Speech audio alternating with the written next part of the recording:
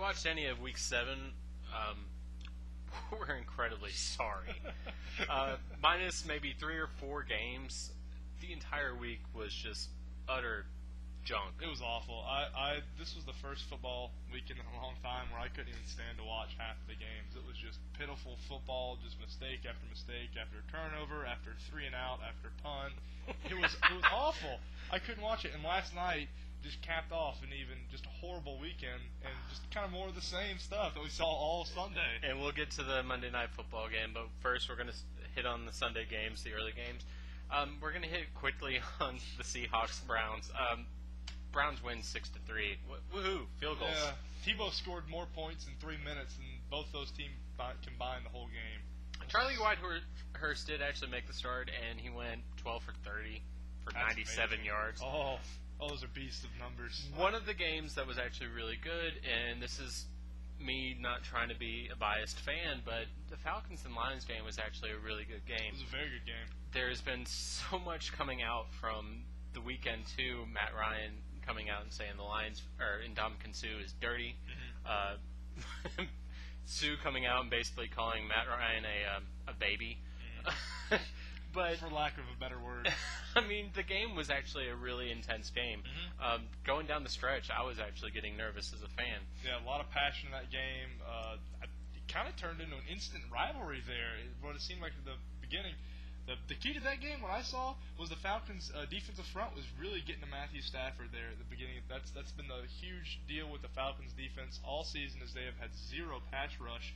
And from the get-go, they looked like they had a good game plan to get to Matthew Stafford, and they doubled Calvin Johnson, and they did a very good job of shutting him down pretty much as you can do Calvin Johnson. Johnson went 115 yards, but I mean, that's shutting him down to the point of he didn't get a catch until almost the third quarter. Mm-hmm. The Falcons D actually made the Lions on third downs. The Lions were only 1 for 12, which is actually really good for Falcons fans. Matt Ryan threw 2 picks. Michael Turner continues to be the key for the Falcons offense. Absolutely. He ran for over 100 yards again. He is definitely the key to the success of the offense.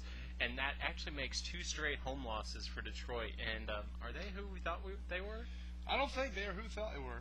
And they have a hard schedule. I looked at their schedule coming up for the rest of the weeks, and it does not get easier, folks. Houston and Tennessee, another blowout that we just kind of...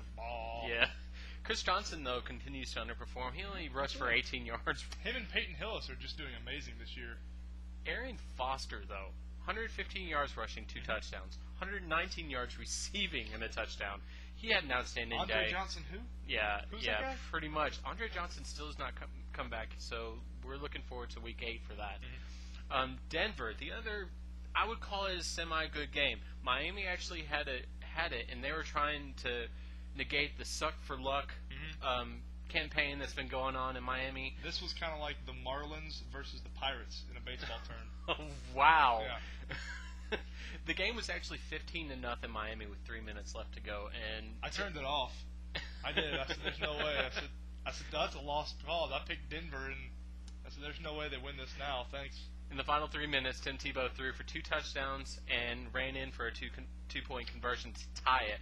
And then in the overtime, Matt Prater actually hit a 52-yarder. I heard what happened. He found the phone booth and turned into Superman in the fourth quarter. They didn't have the phone booth on the field the first 3.5 quarters. And Tebow's, 2 for 2 as a starter? Mm-hmm. Or 2 and 2 for 2? 2 and 2, yeah. As a starter? Mm-hmm. Not bad.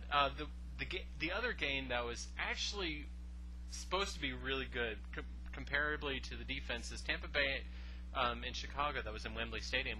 They actually, a lot of people showed up for this in England. 76,900 people showed up for this game. Yeah. It's really impressive for an American football game in England. To draw that big of a crowd over there. Yeah, absolutely. I mean, and folks, to compare this to, I'm a huge soccer fan. Over there, it was the Manchester Derby, and Tottenham had a big game, and Chelsea had a big game. So it wasn't like they were going up against nobody. They were going against the creme de la creme of football matches over there. Forte ran for 145 yards and a touchdown, which is huge for Chicago because they need that rushing threat. Freeman picked off 4 times, and Jeremy actually made a really good point to me yesterday. He was telling me that he said, "You get picked off 3 times, you can't win."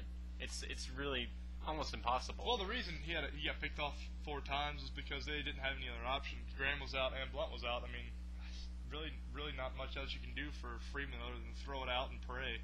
San Diego and the Jets, Plaxico Burress catches 3 touchdowns. Your boy Mike Tolbert actually ran in for a touchdown. Yeah. Is he becoming the number 1 back in San Diego? I think he's becoming the number 1 red zone back. I think Matthews still gets the majority of the carries, box to box, not counting the red zone. But yeah, anytime you're in the red zone, you always go for Mike Tolbert. He's like a dump truck in there. He's a big old dude. But yeah, this is a huge comeback for the Jets. Yeah. Sanchez hooked up with Plax 3 times. And it was really good there at the end of the game. Plax actually only ended up with 25 yards, and believe it or not, Tolbert had 11 carries, Matthews had 13. So it's kind of there in the middle. 50-50. Washington at Carolina. Cam Newton picks up his second win as a starter. He runs for a touchdown, throws for a touchdown in the win. Washington had 3 turnovers, and Carolina had 0, which is actually kind of impressive for Carolina. Cam Newton, I think, went over 300 all-purpose yards, in Washington, they're SOL this year. They have John Beckett starting quarterback. They just lost their only weapon on offense, and I just don't see it getting any better from them. I'll be surprised if they win 3 more games this whole season. I would really be surprised if I saw them win 3 more games. One of the shockers of the week this week was Kansas City actually took it to Oakland. They did. Took them to the woodshed. But let's put it in perspective. Kyle Bowler throws 3 picks. Expected. Palmer throws 3 picks. Yeah. The Chiefs defense hauled in 6 picks, ran 2 of them back for a touchdown, and that's really all they needed to begin with. Palmer in his debut as a Raider, 8 for 21, 116 yards, 3 picks, no touchdowns. It's his first game back in like a year and a half, or 9-10 months, I think is what they said on ESPN, something like that. You got to give him time to adjust. Give him time. I still think they're going to battle for the wild card, especially when McFadden gets healthy. I think he's in the top 5 in rushing in the NFL this year. And yes. If Palmer can get some fluidity with his wide receivers and get to that get to that offense and get comfortable, I have to believe they're going to battle for a wild card. Pittsburgh at Arizona, 32-20. Pittsburgh wins. Arizona's just a bad team right now. Ben Roethlisberger threw to Mike Wallace for a 95-yard reception for a touchdown, which is actually the Steelers' longest touchdown pass in history. And that was a lot closer than it should have been. Arizona came back and had a few touchdowns there at the end of the game when the Steelers were kind of just lollygagging in and mailing in the rest of the game. Steelers really dominated that whole game physically. If you think about great running backs in Dallas Cowboy history, you think Eric Dickerson, Emmitt Smith. DeMarco Murray, the rookie running back, ran for 253 yards, which was a Dallas record this week. It was just an insane performance for Murray and for Romo. Romo actually had a really good game too. Of course, it was against the 0-6 St. Louis Rams, but still, you're going up against talent that's in the NFL, and if you're in the NFL, you're pretty good. Putting up, deuce 50 in the NFL on the ground, that's impressive. I don't care who you do it against. Sam Bradford was out, and A.J. Feely made the start. He didn't really do very much, so you can imagine where the 34-7 score came from. Yeah. Green Bay actually had a fight on their hands. Christian Ponder actually had a decent day. He did. He went over 200 yards. 219 yards, 2 touchdowns, 2 picks. Not bad for his rookie start. Yeah. His first rookie start. Rodgers, though, 24 for 30, 335, 3 touchdowns. He keeps rolling out these games. He has more 300-yard games this year than he did all of last year. He seems like a robot. He seems like, you remember a few years ago when Brady went into that just kind of robot mode where he just came out and he's going to go over 300 yards and he's going to go for 3 touchdowns. That's kind of what Rodgers is in right now. Adrian Peterson ran for 174 yards and a touchdown in the game. He just continues to be a beast. The woodshed game of the week. Oh, Lord. This was embarrassing. I thought it was a college game. Bryce, tell everybody what your tweet was earlier today. Drew Brees by himself had more touchdown passes than... More touchdowns. More touchdowns than I believe 7 teams in the NFL this whole weekend. And he had 5 touchdown passes, 325 yards. He incompleted 4 passes. He had more touchdowns than he had incompletions. That's crazy Robert Griffin III Baylor numbers right there.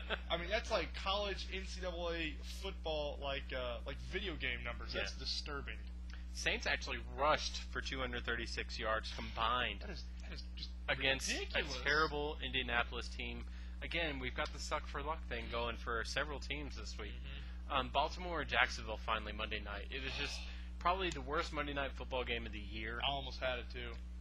Should have went with my gut. Should have went with my gut. Baltimore didn't have a first down until 5 minutes left in the third quarter. The key to this game, I said it last week, the key to this game is protecting Flacco, and they didn't do it. No. And even when they did do it, Flacco had that thought in the back of his head, like, I'm going to get hit from the blind side, because that's what happened almost every single snap, was he was on his back, he was getting pushed around, he was getting shoved around, he was getting sacked, and as a quarterback, that's uneasy, and you're going to get nervous in the pocket, and you're going to have happy feet. That's the bottom line. The sad thing is the main character from the movie The Blind Side, Michael Orr, is just continuing to let this happen to him. Looks like an open door.